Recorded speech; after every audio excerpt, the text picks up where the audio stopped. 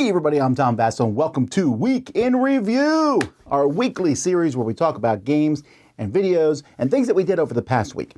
And then we're just going to tell you some short summaries of them, and then you'll go, hey, I want to see the full video. Well, happily, we'll put the link in the description of this one. So let's get started right now. Hey everybody, I'm Z Garcia. Here's what I reviewed last week. So I did a video talking about the games that dropped off my top 100 games of all time from last year to this one. Check that out. And then I reviewed Untamed Feral Factions, which I gave a 7 to. This is a trading card game-esque head-to-head fighting game in a world with these anthropomorphic animals in which you're trying to break through your opponent's stronghold. To have 3 of those, you have 3 trying to get through theirs before they get through yours. Fighting, that sort of thing. Again, it's very much like old school CCGs, but it is simpler than many of those.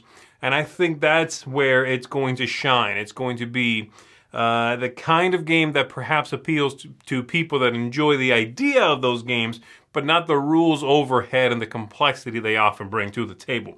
Plus, the artwork is absolutely stellar. I also reviewed Forest Skye, which I gave an 8 out of 10 to, and this is from Button Shy, tiny little wallet game. And it's a very puzzly, interesting hand management game.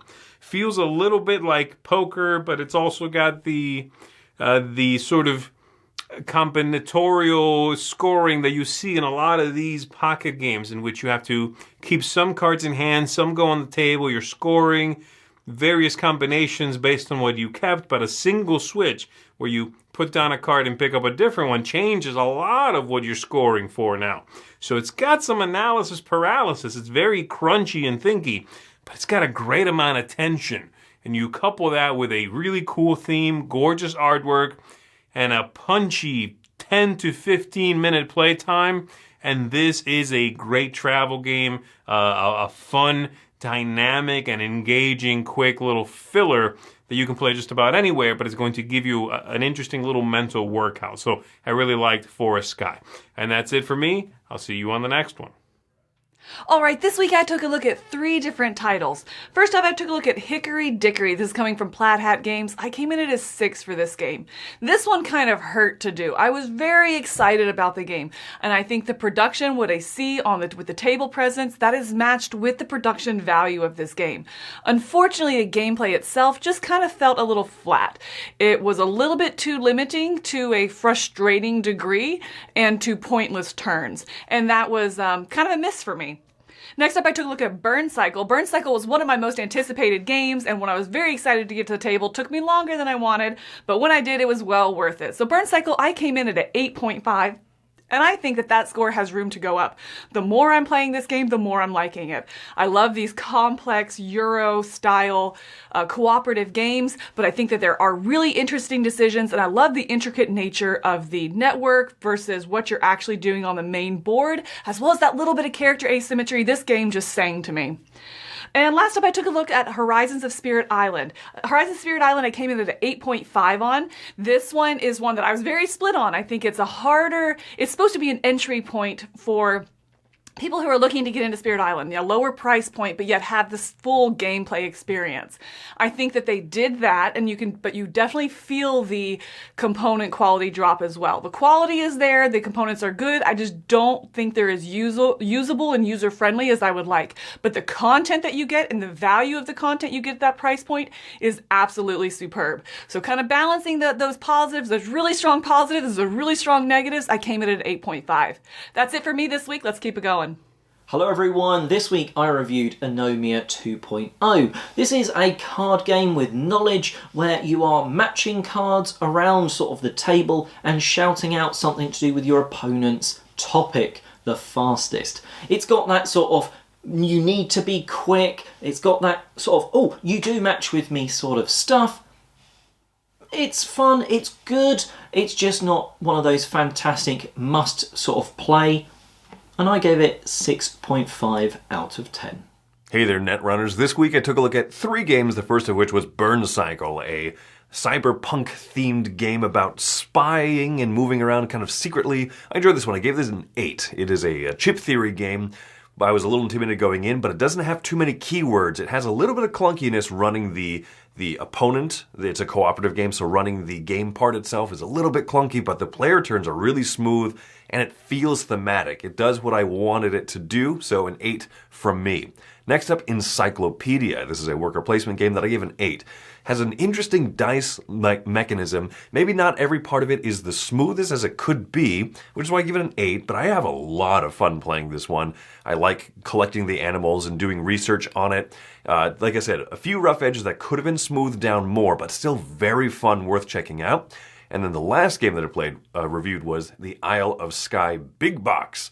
This I gave a 9. I have a ton of fun with this game, and I basically gave it the same score that I view the regular box of Isle of Skye. I think that the additions in this one, the new stuff, is okay, but I like the Druids expansion a lot, and the extra little modules they're fine that they come in there. One of them I won't even play with, but a 9 overall because I love this price-setting simultaneous auction game with a Carcassonne tile building up thing. So, a 9 for Isle of Skye. That's been my week. Burncyclopedia of Skye. Hi, I'm Wendy Yi, and this week I have 2 games that I reviewed. The first one was Encyclopedia. I gave this a 6. You know, in all theories behind it, I should have loved this game, but I think that there were just a few mechanisms, like the strange dice draft that was a little bit overcomplicated, as well as the actual like doing research in front of you with those cards that just didn't quite hit for me. There are things I enjoyed, and there were things that I just felt like, could have been so much better. So that was Encyclopedia. The next one was Isle of Skye, the Big Box. Now, I played Isle of Skye for many years. It's a game that has grown on me over time, and I gave it a 7.5. I really enjoy the Druids expansion and the Borderlands tiles. I think they were awesome. The Tunnels module that's included, it's very meh. But overall, I think the game is great, so a 7.5. Anywho, that's what I reviewed this week, so let's see who's next. Roy Candidate here for Week in Review. I took a look at the Sand Goblins and Obsidian Dwarves Sir Summoner Wars. I gave the Obsidian Dwarves a 9.5. Definitely super enjoy those guys. They hurt themselves but do tons of damage. And the Sand Goblins, I gave a 9. They are scrappers and have all sorts of cool equipment and can pull stuff out of their graveyard and throw things into the discard pile. Feels like they're working with a junkyard. Lots of fun. Check out mine and Tom's review for that. And then also me and Camilla did Hickory Dickory. This is a game where we're trying to collect different items going around a clock face. I gave it a 7. I thought it was enjoyable. I think it's something that I would recommend, but overall, it's not a game that I'm probably going to come back to a ton of times, but it had some interesting mechanics. Definitely check out that review if you're interested in that game. We had some back and forth on how the game would work. Anyway, that's what we took a look at today. I'm Roy Canny. See you next time.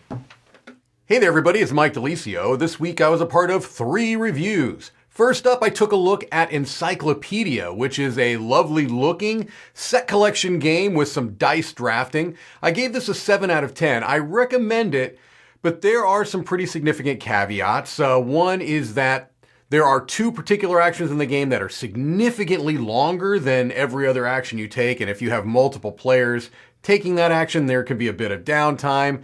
It just is not quite as smooth as I would like, but I do like the set collection element. I love the way it looks. And so it's a recommendation, but check out the review to see some of my my qualms with it. Next up, I reviewed 9 Lives, which is a small trick-taking game that is being brought from All Play. It's a re-implementation of a Japanese trick-taking game. It has some pretty interesting hooks. The biggest hook to the game is that while it has standard trick-taking rules, following lead suit with a trump suit, things along those lines, the winner of the trick has to take one of the cards back into their hand that they did not play. So there's going to be varying lengths of rounds because the first person to get rid of all their cards is going to end the round, but some players may be holding a bunch of cards. Really cool little game. I liked it a lot. I gave it an 8 out of 10. I don't know if I mentioned that. And then finally, I reviewed Burncycle, which I gave an 8.5 and a seal of excellence. This is the newest big game from Chip Theory Games, known for their neoprene mats and poker chips. And I really enjoy Burncycle a lot. It's a stealth game, a cooperative stealth game. I probably prefer it solo to 2 players. There are some issues I mentioned in the video. So, for a game that has such a high score, I did want to make sure that I kind of laid out the things you need to be thinking about, whether it's a game for you. It's a lifestyle type game that is a high barrier to entry, both in cost and in rules learning. So if it sounds like it's for you, it's definitely one to check out. It's one for me. All right, well, that's it for me this week. Let's keep it moving. Okay, so for me, Encyclopedia, well, I think it's a probably well-designed game in many ways with beautiful art and stuff and a cool theme. It just was work to me. I just did not find it to be particularly fun. So 5 out of 10. A Fistful of Daisies. This is an okay kids game with some funny cow dice. It works for kids, but there's just not a lot there. So this is just a 6. City Builder. This is a tile laying game where you're building your own city in front of you. Has a few graphical issues, and there's also cooperative and competitive. I think it's best as a competitive game, but it's a solid little one. 7 out of 10. 9 Lives, a trick-taking game where you predict how many tricks you'll take. You see the backs of the cards that other people have, and you keep one card of a trick that you win. It's an unusual mixture of things, and it works well. 7 out of 10. Power Plants. This is a very in-your-face game, and I like it a lot. It's a very abstract game from KTBG, and in fact, I would say I don't think it's really a kid's game, and I don't think it plays very well with more than 2, but a nice back-and-forth 2-player tactical game. 7 out of 10. Mana, or Mana, 7 out of 10. This is a very interesting little card game where you're collecting sets of cards. It's rummy with some currency, sort of. Inheritors. This is a really unique game that takes some ideas of almost things like Phase 10 and collecting cards, but you're trading cards and putting cards in piles in front of you, but it also has a neat theme and cool artwork. I was really charmed by this one. 8 out of 10. Lands of Galzyr. This is a solid, fun story romp. I would have probably ranked it higher, but there's almost no game. It's just following a story, making some choices, but it has a great action dice system. It has good storytelling, so 8 out of 10. Campaign Trail.